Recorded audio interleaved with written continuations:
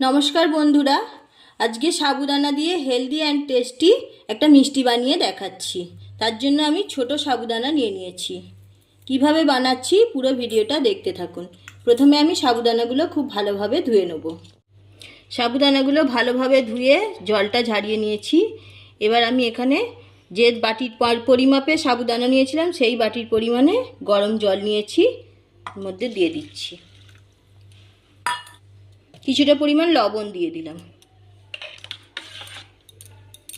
এবার ঢাকনা দিয়ে 15 মিনিটের জন্য ভিজিয়ে রেখে দিচ্ছি।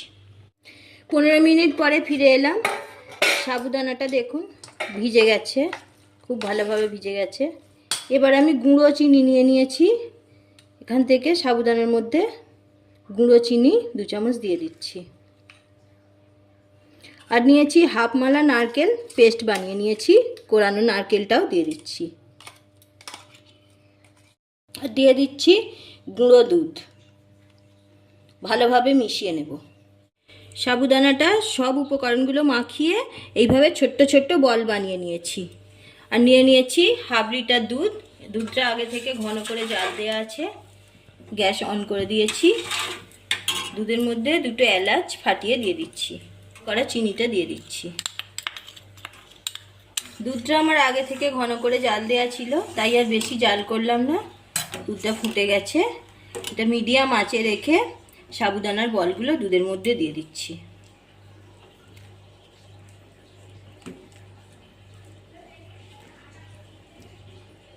সব বলগুলো দেয়া হয়ে গেছে। মিডিয়াম আঁচে 5 থেকে 7 মিনিট জাল করে নেব।